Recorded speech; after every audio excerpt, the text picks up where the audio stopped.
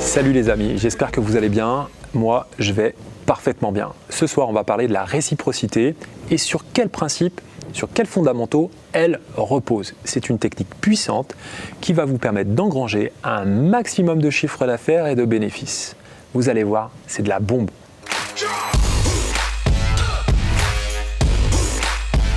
Partez d'un constat simple. Le client ou le prospect, peu importe à ce stade-là, est un miroir, d'accord, dans lequel vous allez vous refléter. Si vous êtes peureux, timide, anxieux, peu importe, eh ben, il va adopter exactement la même posture. En revanche, si vous êtes ouvert, enjoué, drôle, enthousiaste, souriant, eh bien, c'est exactement la même chose, il le sera de fait. Comprenez que la réciprocité est un principe d'équivalence. Donc c'est une équivalence d'attitude physiologique, intellectuelle. C'est un socle sociétal donc, qui est ancré culturellement et sociologiquement dans notre pays depuis des millénaires.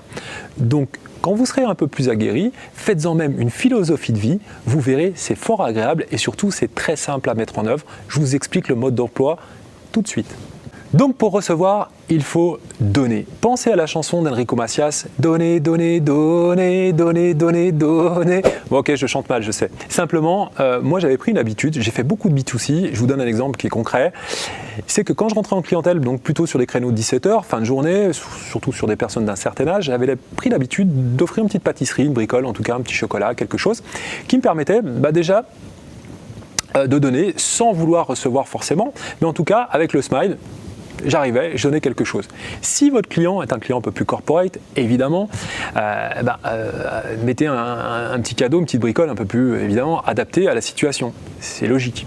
Mais en tout cas, le principe derrière, c'est quoi? C'est qu'en plus de vous paraître plus sympathique, de vous faire paraître plus sympathique, vous allez arriver à une forme de renvoi d'ascenseur naturel, pas forcément en plus proportionnel par rapport au cadeau que vous allez amener.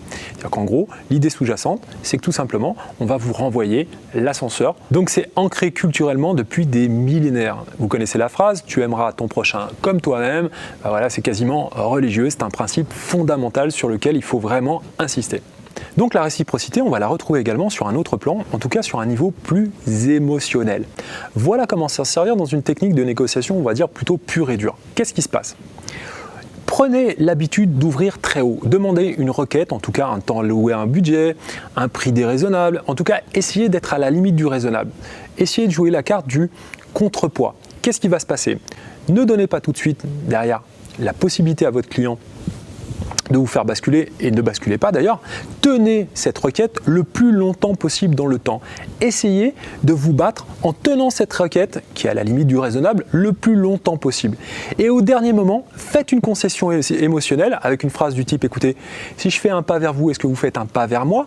Naturellement, émotionnellement, le fait de faire un pas vers lui va l'obliger inconsciemment à faire un pas vers vous, et vous allez rééquilibrer cette balance d'une manière, vous l'avez compris, plutôt artificielle. En tout cas, ça marche très bien. L'émotion qui va être créée, en tout cas le principe de raison et de retour à la raison, joue en plein et vous êtes dans un rapport, on va dire, qui va se rééquilibrer. Ne vous battez pas sur des éléments factuels, sur les éléments matériels, mais plutôt essayez d'induire un sentiment de justice. La réciprocité, c'est quoi ? C'est simplement de faire percevoir au client la justesse et la pondération de la situation, notamment au niveau de la négociation. C'est ça la clé. Prenez l'habitude de travailler la réciprocité dans les différents champs d'action qui s'ouvrent à vous. Réciprocité intellectuelle, réciprocité émotionnelle, mais également de posture. Ne traitez les personnes en face de vous qu'avec le même respect que vous aimeriez qu'on vous confère. C'est très important de le comprendre parce que vous allez actionner tous les leviers, d'accord, qui vont vous permettre d'avoir plus de résultats et des taux de concrétisation bien plus importants derrière. Donc les amis, vous l'aurez compris, il n'y a que des avantages à utiliser. La réciprocité, c'est une technique puissante, utilisez-la, abusez-en, c'est fabuleux et surtout vous verrez vos taux de concrétisation monter en flèche. À bientôt!